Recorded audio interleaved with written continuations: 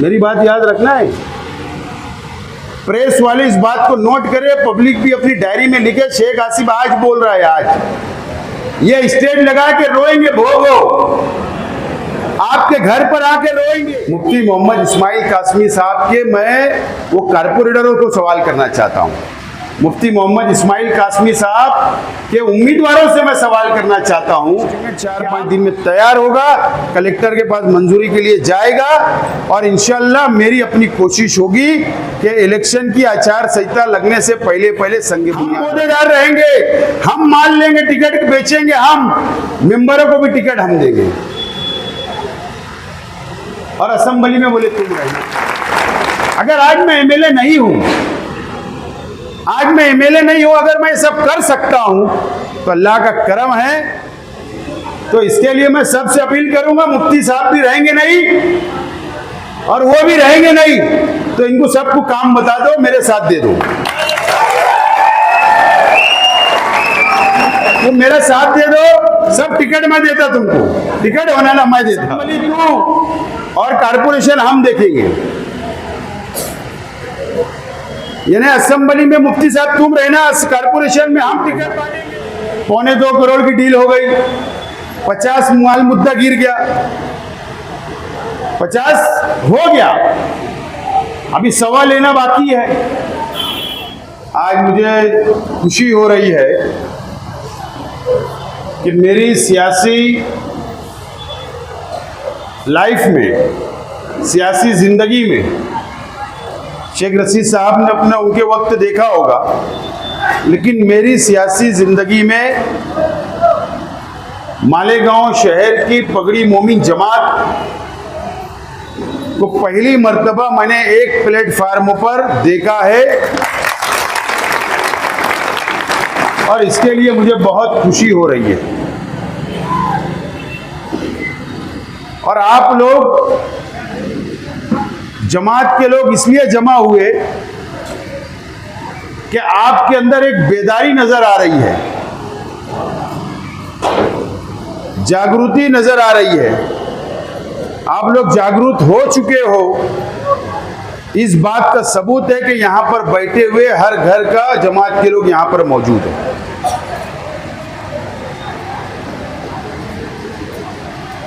मुझे याद है कि जब अदाराए अशरफी मोमिन जमात की बुनियाद रखी गई बाबू मेंबर के अदारे में, तो उस वक्त इब्तिदा करने के लिए मैं ही गया था वहां, और उस वक्त तो बुनियादी तौर पर जो हमारे बुजुर्गों ने जो किया जमात के लिए, जो कुर्बानियां दी, वो सर आंखों पर। लेकिन एक नए सिरे से जो अदारे ने अपनी बुनियाद रखी और वहां से गरीबों के काम करने की शुरुआत की, जमात के छोटे वर्गों की काम करने की शुरुआत की, उनके सुख और दुख में शामिल होने की शुरुआत की और उनको धीरे धीरे जोड़ने का काम किया और एक प्लेटफार्मों पर लाया। ये चंद सालों का नतीजा है कि आज एक प्लेटफार्मों पर जमात नजर आ रही है। और मैं देख रहा हूं और मुझे खुशी होती है। यहाँ पर अभी हमारे रब्बानी भाई बैठे हैं, उनके तमाम युवा साथी मुझसे मुलाकात उन्होंने की, उन्होंने किसी की मुखालफत नहीं की और ना अदारे मोमिन अशरफी जमात के लोगों ने किसी की मुखालफत नहीं की। अपने अपने तौर पर इनकी ये कोशिश है कि पगड़ी जमात के नौजवानों के अंदर बेदारी आना, नौजवान के अंदर तालीम आना और उनके मसाइल को हल करना और एक बड़ा प्लेटफार्म जमात के लिए खड़ा करना, ये दोनों ही तंजीमों की यही जिम्मेदारी है और यही ये लोग कर रहे हैं और वो आपके लिए बेहतर है। मैं यहां पर आज इंसाफ की बात करूंगा। शेख रशीद साहब की हयाती के अंदर शेख रशीद साहब का आपका इतना गहरा ताल्लुक रहा, इतना गहरा ताल्लुक रहा कि एक भाई से भी बढ़कर शेख रशीद साहब आप लोगों को चाहते थे, अपने परिवार के सदस्य। हमेशा शेख रशीद साहब ने अपनी आखिरी सांस तक आप लोगों को समझा, माना। जैनुद्दीन बीए साहब इस बात के गवाह है और ये उनके दोस्तों के अंदर है। लेकिन आप मेरे ताल्लुक से इत्मीनान रख के दोनों जमात यानी दोनों तंजीमें के लोग सब लोग मिलकर इत्मीनान रख के जिस तरीके से शेख रशीद साहब ने आपको लेकर चला, शेख रशीद साहब ने आप लोगों का साथ दिया, शेख रशीद साहब ने चाहे किसी का हॉस्पिटल का मसला वो हल किया, शेख रशीद साहब ने किसका शादी ब्याह का मसला है वो हल किया, किसकी बाल बेटी अगर बैठी है तो शेख रशीद साहब ने वो हल किया, और आपके सुख में आपके दुख में हमेशा शेख रशीद साहब खड़े रहते थे। उसी तर्ज के ऊपर मैं चलकर आपके हर वक्त खड़ा रहने का मैं आज आपसे वादा करता हूं। आप लोग इत्मीनान रखे, जमात बहुत बड़ी है, एक आगरा रोड के उधर भी जमात के बहुत सारे घर हैं और आगरा रोड के इस जानिब भी जमात के बहुत सारे घर हैं। जमात बड़ी हो गई, परिवार बढ़ गए, अलग अलग इलाके अलग अलग मोहल्ले के अंदर जमात के लोग जाकर बसे और जरूरत बढ़ गई है। जैसा बाबू मेंबर साहब ने कहा कि आप बिल्कुल इत्मीनान रखे, आज 218 गट नंबर दयाने में जो वादा मैंने आप लोगों से किया, आज उसका अभी आप लोग यहां बैठे थे, ये अजहर मास्टर ने जाकर अभी माफ करा गया। ये अभी आप लोग यहां बैठे थे, ये वहां मौज माफ कर रहा था। और मैंने 15 करोड़ रुपया अजीत दादा पवार साहब जो मुझको दे रहे हैं, आज ये लोग दोपहर बाद से जुमा पढ़ के निकले थे और अभी काम को खत्म किया। तमाम ही 15 करोड़ रुपए के 23-24 काम का उन्होंने मौजमाफ किया। उसका एस्टीमेट 4-5 दिन में तैयार होगा, कलेक्टर के पास मंजूरी के लिए जाएगा और इंशाल्लाह मेरी अपनी कोशिश होगी कि इलेक्शन की आचार संहिता लगने से पहले पहले संगे बुनियाद रखा जाए। आप लोग इत्मीनान रखो। दूसरी बात, मैं खास तौर से गुरुवार वार्ड के आप लोगों को बोलना चाहता हूं, अदारे अशरफी के जिम्मेदारान, युवा फाउंडेशन के जिम्मेदारान या पगड़ी मोमिन जमात के एक एक घर के लोगों को मैं यकीन दिलाना चाहता हूं, इत्मीनान रखो। आप लोग भी इलेक्शन के बाद में आप लोगों को गुरुवार वार्ड में ही मैं जमीन दिला के दूंगा और अदारा भी बना के दूंगा और जमात खाना भी बना के दूंगा। आप लोग इत्मीनान रखो। अगर आज मैं एमएलए नहीं हूं, अगर मैं सब कर सकता हूं तो अल्लाह का करम है। अगर आप पहले बेदार हो जाते तो मेरे वक्त में 4 जमात खाने बना लेते।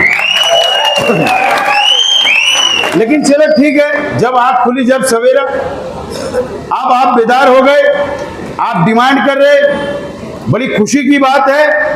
मैं आज एमएलए नहीं हूं तो आपके काम कर दे रहा हूं और अल्लाह से दुआ करिए मुझे कामयाब करके नुमाइंदा बना के असेंबली में भेजो। इंशाअल्लाह आपके कोई भी काम नहीं रुकेंगे, इस बात का मैं आप लोगों को वादा करता हूं, यकीन दिलाता हूं। और मैं आज आप लोगों से वोट की अपील भी करता हूं और ये सवाल भी करता हूं कि आपको कैसा एमएलए चाहिए, ये शहर को कैसा एमएलए चाहिए। आप खुद सोचिए, आप खुद समझिए कि 19 के इलेक्शन के अंदर क्या हुआ। 2019 के असेंबली के चुनाव में पीछे 5 साल पहले क्या हुआ। मैं खास तौर से मेरे नौजवान साथियों से बोलना चाहूंगा, क्या हुआ आप अपने आप से पूछिए, आप सोचिए कि आपके साथ क्या हुआ। यही ना कि अवैसी बिरादरान शहर आए, अली अकबर हॉस्पिटल के ग्राउंड के ऊपर जलसा लिया और जलसा लेकर कौम मिल्लत की बात की, जज्बात में आप लोगों को लाए, आपकी वोट हासिल कर ली गई, एमएलए चुनकर चला गया। आप खुद सोचिए कि आपको 5 साल क्या मिला, या ये शहर को 5 साल क्या मिला, या ये जो शहर के एमएलए जो चुनकर गए, क्या एक मर्तबा भी आप लोगों के लिए उन्होंने आवाज असेंबली के अंदर उठाई क्या? आप खुद सोचिए ये बात। मुझे बताओ कि एमआईएम जो पार्टी है उसका मैनिफेस्टो क्या है, वो पार्टी की बुनियाद क्या है। वो पार्टी आपसे क्या वादा करती है, बताइए मुझे आप लोग। सिर्फ पार्लियामेंट के अंदर जज्बाती बातें, तकरीर के जरिए जज्बाती बातें, उसके अलावा आप लोगों को क्या मिलता है मुझे बताइए आप लोग। क्या कभी उन्होंने कहा कि मैं यहां स्कूल बनाऊंगा? क्या एक स्कूल की ईंट कभी संग बुनियाद रखा? क्या एक हॉस्पिटल का संग बुनियाद उन्होंने रखा? या एक कॉलेज उन्होंने मालेगांव शहर के अंदर लाई? या बहुत बड़ा मुफ्ती मोहम्मद इस्माइल कासमी साहब ने बहुत बड़ा मदरसा तामीर करवाया क्या? क्या बहुत बड़ा यतीम खाना तामीर करवाया क्या? क्या बहुत बड़ी फैक्ट्री उन्होंने लगवा दी क्या रोजगार के लिए? क्या आपके बच्चों के हाथ में उन्होंने किताबें दी क्या? क्या आपके बच्चों के हाथ में उन्होंने कंप्यूटर दिए क्या? क्या मिला इस कौम को? मुझे बताइए आप लोग, क्या मिला इस कौम को? 2014 में 2 एमएलए दिए, 2019 में 2 एमएलए दिए। या औरंगाबाद को क्या मिला? या मालेगांव को क्या मिला? या मुंबई को क्या मिला? या इस महाराष्ट्र के मुसलमानों को क्या मिला? एमआईएम ने क्या दिया? ये मुझे बता दीजिए आप। अगर आपने बता दिया कि नुमाया काम उन्होंने दिया है, कैंसर हॉस्पिटल दिया, बड़ी कॉलेज दिया, लड़कियों की कॉलेज दिया, कि क्या दिया ये बता दीजिए, मैं सियासत छोड़ने के लिए तैयार हूं। सिर्फ जज्बाती बातें, तुम्हारे जज्बात से खिलने का काम, सिर्फ नुकसान उठाए। इस महाराष्ट्र के मुसलमानों को नुकसान मिला, कोई फायदा इस महाराष्ट्र के मुसलमानों को नहीं मिला दोस्तों, कोई फायदा नहीं मिला। फिर एक मर्तबा आएंगे, उस वक्त तबरेज अंसारी के नाम से आपको वर्गलाया गया। क्या मिला? क्या उसको इंसाफ मिला? क्या अवैसी साहब चुनकर जाने से या 2 एमएलए जाने से क्या ट्रिपल तलाक का कानून का बिल पास नहीं हुआ? क्या एनआरसी लागू नहीं हुई हिंदुस्तान में? क्या CAA लागू नहीं हुआ? सब कानून लागू हुए। मुझे बताओ, उनके असम पार्लियामेंट में बोलने से भी या इनके 2 एमएलए चुन कर आने से भी क्या वो काले कानून बंद हो गए क्या? रुक गए क्या? कि नहीं बनाए गए क्या? सब कुछ बना, सब कुछ बना। सिर्फ वो हमारे जज्बात से खेलने का काम, मां बहनों के जज्बात से खेलने का काम इस महाराष्ट्र के अंदर 2014 से आज तक हो रहा है। लेकिन उसके बावजूद भी अभी फिर इलेक्शन आ रहा है, ये आएंगे फिर एक मर्तबा वक्फ बोर्ड, वक्फ बोर्ड, वक्फ बोर्ड। इनको कोई हक नहीं है वक्फ बोर्ड के ऊपर बोलने का, कोई हक नहीं है। मुझे बताइए आप, इनके 2 एमएलए थे, इस 5 साल के अंदर उन्होंने वक्फ बोर्ड के ताल्लुक से महाराष्ट्र की असेंबली के अंदर एक आवाज भी उठाई क्या? आवाज उठाई क्या? न तो ये शेख आसिफ है, ये वक्फ बोर्ड का तो ये बीजेपी की नालायक हुकूमत ने अभी कानून लाई। ये शेख आसिफ रिकॉर्ड मौजूद है, एमएलए था। तो महाराष्ट्र की असेंबली के अंदर यही बीजेपी की सरकार से मैंने पूछा था कि महाराष्ट्र के अंदर वक्फ बोर्ड की कितनी जमीनें हैं? तो अल्लाह का करम है कि 1 लाख एकड़ जमीन महाराष्ट्र के अंदर वक्फ बोर्ड की है। ये सवाल मैंने किया था, जवाब में एकनाथ खड़से साहब ने जवाब दिया 1 लाख एकड़ जमीन है, 1 लाख एकड़। मैंने सवाल किया दूसरा वहीं पे जगह पे कि कितनी जमीन के ऊपर अतिक्रमण है? 70,000 एकड़ जमीन के ऊपर अतिक्रमण है मुसलमानों की, 70,000 एकड़ के ऊपर अतिक्रमण है। ये सवाल मैंने पूछा, उन्होंने कहा कि हम अतिक्रमण निकालने के लिए एक स्क्वाड नेमेंगे, पावर बढ़ाएंगे वक्फ बोर्ड का। ये मैंने असेंबली में सवाल उठाया, इन्होंने जाकर वहां पर क्या किया? या आज अवैसी बिरादरान, अमजदुल्ला खान का आजकल वीडियो चल रहा है, कि इनको कोई हक नहीं है, इन्होंने खुद करोड़ों रुपए की प्रॉपर्टी वक्फ बोर्ड की मुसलमानों की वहां पर हड़प कर बैठे हैं, कब्जा करके बैठे हैं। सिर्फ महाराष्ट्र का इलेक्शन सामने देखकर सिर्फ शोर मचाना, बोलना, यही इनका सिर्फ वोट लेने की एक साजिश वापिस नजर आ रही है। पिछले इलेक्शन के वक्त एनआरसी हाथ लग गया था इनको, एनआरसी के नाम पर वोट मांगे, एमएलए लेके चले गए। 5 साल ये मुफ्ती मोहम्मद इस्माइल कासमी साहब आपके सुख में आए क्या, आपके दुख में आए क्या? आप हॉस्पिटल में एडमिट थे तो देखने आए क्या? क्या आपके घर शादी थी तो खुशी में आए क्या? आपको शादी हॉल बनाकर दिया क्या? आपके बच्चों को किताबें दी क्या? क्या किया उन्होंने, चलो बता दो आप। सबसे नाकाम इंसान शहर के एमएलए साहब आज है, वो नाकाम हो चुके हैं और फैसला आप लोगों को करना है, फैसला आप लोगों को करना है।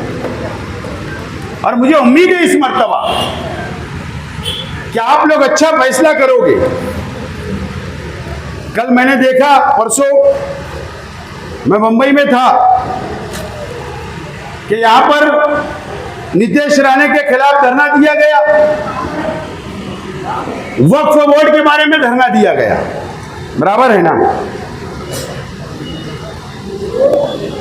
एक प्रेस कॉन्फ्रेंस की ऐसी व्हाट्सएप पे चर्चा, इसी व्हाट्सएप पे मैं देख रहा था कि मैं मुंबई से आ रहा था, मतलब रास्ते में जाम तो नहीं लगा है। आलमी प्रेस कॉन्फ्रेंस तो नहीं है, मैं समझ रहा था क्या आलमी प्रेस कॉन्फ्रेंस तो नहीं है, कहीं एयरपोर्ट के रनवे तो नहीं जाम हो गए, ट्रैफिक तो नहीं जाम हो गई, मालेगांव की होटलें तो नहीं बुक हो गई, मैं ये समझ रहा था। इस तरह प्रेस कॉन्फ्रेंस चलो हो गई। फिर उसके बाद 50 लोगों के नाम से पोस्टर चली, धरने पे सबको बुलाया गया, 200 लोग गए। चलो ठीक है, आपने अच्छे मकसद से धरना दिया, मैं उसकी मुखालफत नहीं करता, देना चाहिए, मुखालफत होना चाहिए, एहतजाज होना चाहिए, लेकिन किसके खिलाफ तकरीर की गई? शेख आसिफ। अजीब बात, नीतीश राणे को बाजू में छोड़ दिए, वो कौन सा पंडित है क्या है उसको बाजू में छोड़ दिए, शेख आसिफ रोना रो रहे वहां। बहुत अजीब बात है। अगर मैंने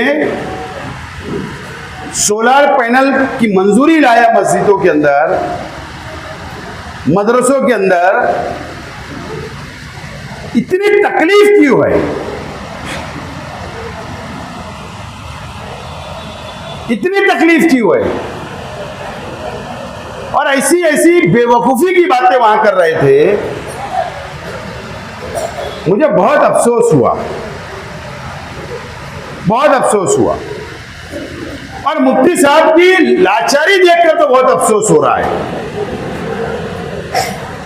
मैं देख रहा हूं मुफ्ती मोहम्मद इस्माइल कासमी साहब को जबरदस्ती पकड़ के हैदराबाद ले जाएगा। क्या बात हुई पता है? असेंबली तू और कारपोरेशन हम देखेंगे, यानी असेंबली में मुफ्ती साहब तुम रहना, कारपोरेशन में हम टिकट बांटेंगे, हम पौधेदार रहेंगे, हम माल लेंगे, टिकट बेचेंगे, हम मेंबरों को भी टिकट हम देंगे। और असेंबली में बोले तुम रहना।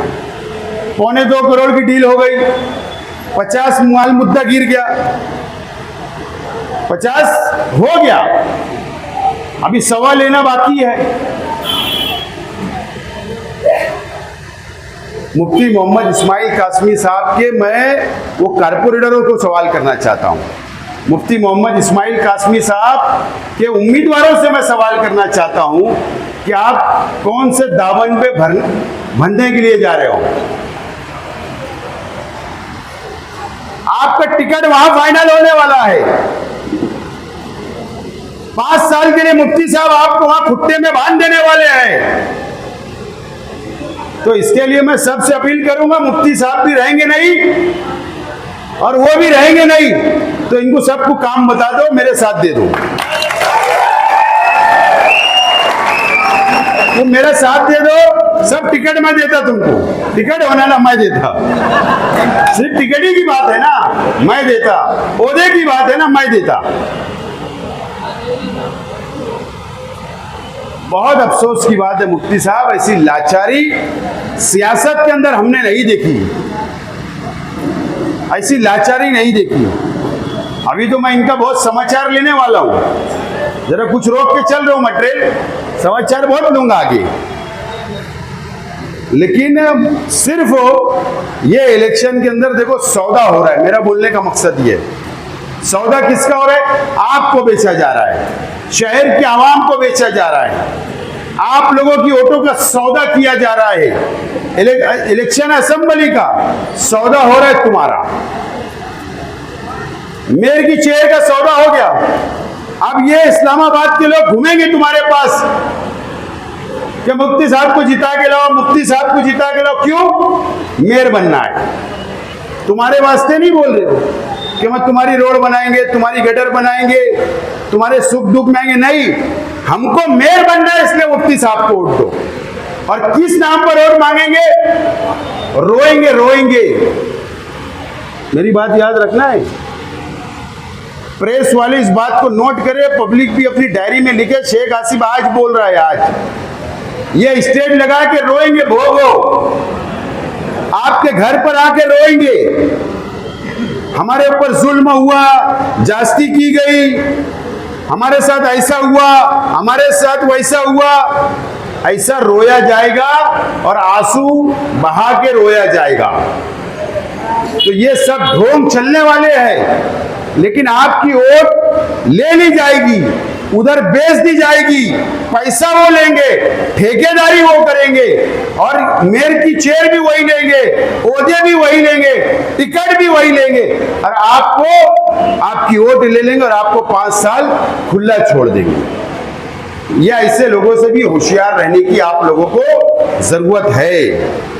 अगर आप होशियार नहीं रहे इस मर्तबा, मैं बार बार एक बात बोल रहा हूं, आप लोगों को हक नहीं है, मुझको और मेरे परिवार को हक है कि हम सियासत छोड़ सकते थे, सियासत से संन्यास ले सकते थे, हमको हक था। शेख रशीद साहब के इंतकाल के बाद तुमको हक नहीं था, शहर की पब्लिक को हक नहीं था, हमको हक था। हम ये चाहते तो बोल सकते थे कि शेख रशीद साहब की सियासत थी, वहां से शुरू हुई, यहाँ खत्म हो गई, अब हम हमारे घर जा रहे हैं। अल्लाह ने सब कुछ दिया, पैसा, रुपया, जायदाद, प्रॉपर्टी, ऐशो आराम की जिंदगी हम गुजर बसर कर सकते थे।